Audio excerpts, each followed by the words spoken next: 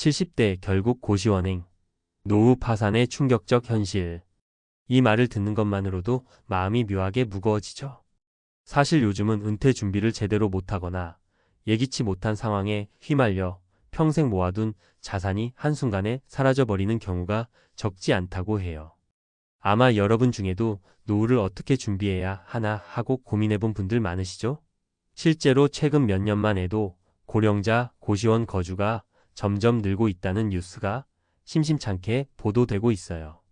어쩌다 저렇게 됐을까 싶으면서도 한편으로는 혹시 나도 저렇게 되는 건 아닐까 하고 걱정되는 거죠. 사실 우리 부모님 세대가 제대로 된 은퇴 설계를 하기란 쉽지 않았어요. 10년 전만 해도 내 집 마련과 자녀 교육이 가장 큰 목표였고, 그 이후로는 막연히 은퇴하면 국민연금 받으면 되지 않을까 정도로 생각하셨던 분도 많았죠. 그런데 막상 나이가 들어보니 물가는 오르고 의료비 지출도 많아지고 가만히 있어도 돈이 훅훅 새어 나가는 거예요. 손주들한테 뭐라도 해주고 싶고 혹은 성인 자녀들에게 여전히 금전적으로 의지받는 상황이라면 본인 노후 자금은 더 빠듯해질 수밖에 없고요.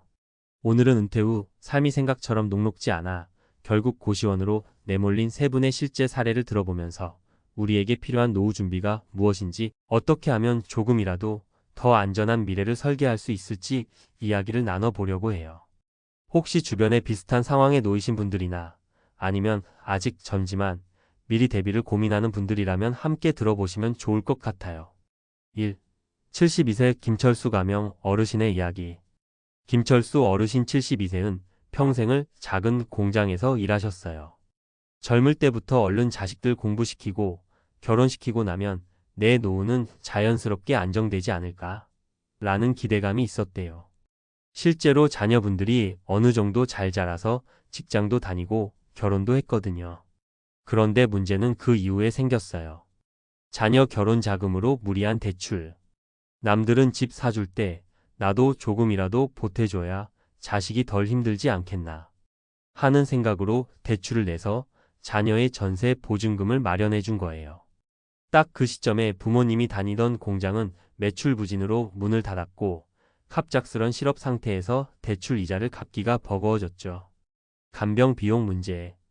또 김철수 어르신 본인이나 배우자께서 건강상의 문제로 병원에 자주 들락날락하니 의료비가 만만치 않았습니다.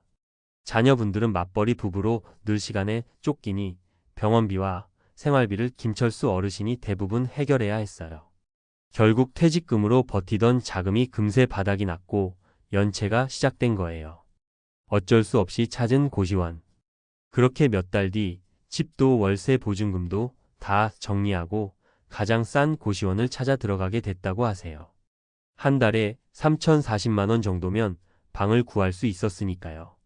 생활 수준이 확 떨어지니까 부부 모두 스트레스가 심했지만 최소한 아이들한테 손 더 벌리긴 미안하니까 우리끼리 어떻게든 살아보자 하는 마음으로 견뎌내고 있다고 하시더군요.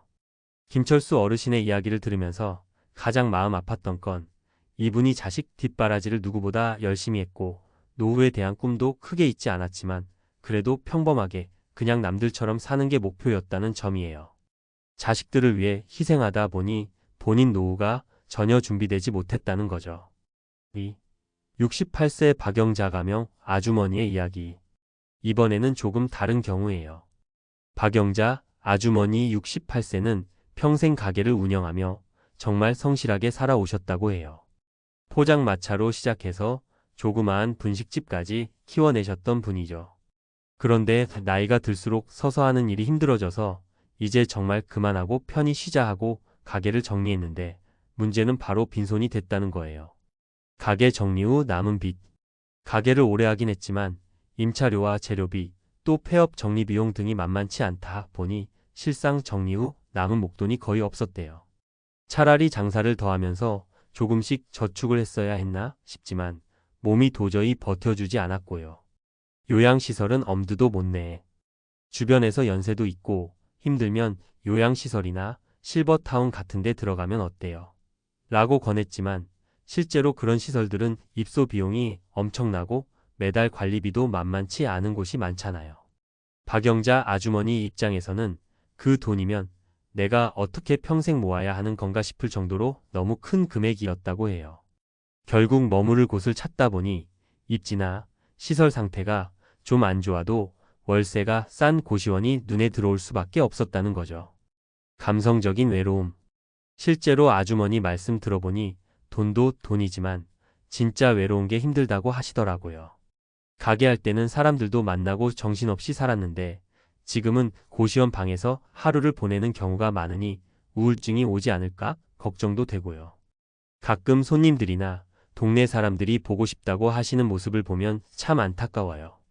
박영자 아주머니의 사례는 단순히 돈이 없다라는 문제뿐 아니라 은퇴 후 삶에서 사회적 관계와 소속감이 얼마나 중요한지 알려줘요. 몸도 힘들고 돈도 없고 주변에 잘 챙겨주는 이웃이나 가족도 마땅치 않으면 삶 자체가 무거워질 수밖에 없잖아요. 3. 70세 한상 우가명 할아버지의 이야기. 세 번째 사례는 조금 더 복잡한 가정사 문제예요. 한상우 할아버지 70세는 원래 지방에서 소규모 자영업을 하셨는데 아들이 서울에서 직장을 구하면서 손자들 돌봐달라고 부탁이 들어와 결국 서울로 이사를 오게 됐습니다. 서울은 물가가 비싸니까 부모님 오시면 같이 살면 되지 않을까? 라고 생각했는데 막상 살다 보니 가족 간 불화가 생긴 거예요. 가족 간 갈등, 아이 교육 문제, 생활 습관, 소통 방식, 사소한 것 하나까지 전부 불편하다라고 아들 부부와 할아버지 사이에 다툼이 잦아졌습니다. 그러다 보니 서로 얼굴 붉히기 싫어 결국 할아버지가 한 발 물러나서 내가 나가는 게 낫겠다고 결심해버린 거죠. 당장 갈 곳이 마땅치 않아. 지방집은 처분했었고 서울에서 새로 집을 구하기엔 보증금이 비쌌어요. 나이 드셔서 새로 일자리를 구하기도 쉽지 않고 한상우 할아버지가 모아둔 돈은 이미 손자 양육비나 생활비로 상당 부분 지출된 상태였죠.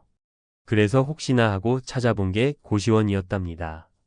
의외의 내 공간이라는 안정감.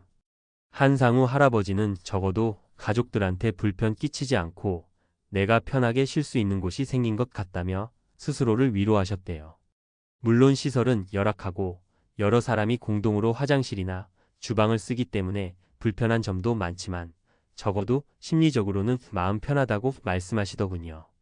그 모습이 쓸쓸해 보이기도 했지만 어쩌면 그게 그분이 선택할 수 있었던 최선의 행복이 아닐까 싶더라고요. 이 사례를 통해 느낀 점은 가족 간의 돈 문제나 생활 방식 차이, 감정 소통 부재 등으로 인해 노후 생활이 크게 뒤틀릴 수 있다는 것이에요. 게다가 한번 틀어지면 되돌리기도 쉽지 않고 그 사이에 금전적 문제는 더 악화될 수 있죠. 결국 우리에게 필요한 노후 준비는? 이렇게 세 가지 사례를 보면 어느 쪽도 전혀 엉뚱한 상황이라고 말하기 힘들 만큼 우리 주변에서 얼마든지 벌어질 수 있는 이야기들이에요. 그만큼 은퇴 후 삶은 생각보다 많은 변수가 있고 그 변수가 제대로 대비되지 못하면 급격히 나락으로 떨어질 수 있죠. 그렇다면 우리는 어떻게 대비해야 할까요? 재무 설계의 중요성. 국민연금만으로 살 수 있는 시대는 이미 지났어요. 퇴직 전부터 개인연금, 적금, 투자, 보험 같은 여러 방안을 고민하고 준비해두는 것이 중요해요. 만약 본격적인 은퇴 시점까지도 여유가 생기지 않는다면 은퇴 후에도 계속 일을 하거나 소득 활동을 할 수 있는 계획을 세워야 해요. 가족 및 주변과의 소통. 앞서 본 사례들처럼 자녀 결혼 비용, 부모 간병비, 가족 갈등 등은 누구에게나 일어날 수 있어요. 중요할 때는 적극적으로 소통하고 서로가 부담해야 할 선을 명확히 해두어야 합니다. 예를 들어 결혼 비용을 얼마나 지원할지, 의료비는 어떻게 부담할지 미리 가족들끼리 대화하고 합의하는 과정이 필요해요. 적정 주거 공간 및 복지 제도 활용. 노후의 가장 큰 문제가 주거라는 건 누구나 공감하시잖아요. 고시원에 들어간다는 건 결국 살 곳이 마땅치 않아 찾은 최후의 수단인 경우가 많아요. 정부나 지자체에서 운영하는 공공임대주택, 지역폭지관 프로그램, 시니어, 공유주택 같은 대안을 미리 알아두는 것도 방법입니다. 심리적 사회적 활동 연결.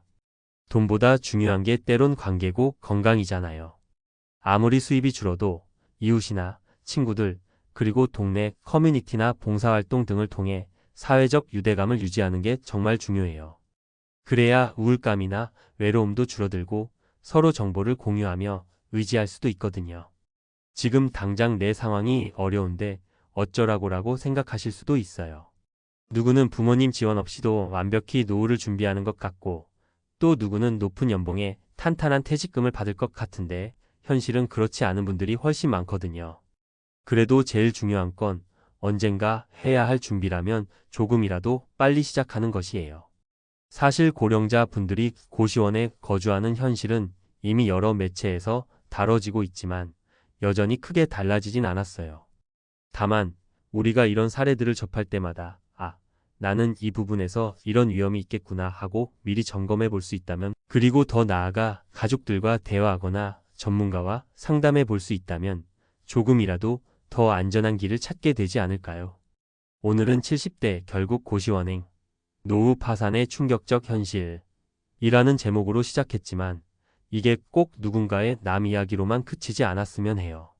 우리 모두 지금 이 순간부터 현실적인 방안들을 하나씩 점검하고 선택해가는 노력이 필요하니까요. 마지막으로 혹시 이 영상을 보시고 우리 부모님도 혹시 하는 생각이 드셨다면, 또는 내 미래가 불안하네 하시는 분들은 꼭 전문가, 상담, 가족 간 대화, 그리고 주변의 복지제도 등을 확인해 보세요. 은퇴 후의 삶이 정말 막막해도 조금만 시야를 넓히면 생각보다 다양한 길이 있을 수 있거든요. 부디 영상과 이야기가 작은 계기가 되기를 바랍니다. 감사합니다.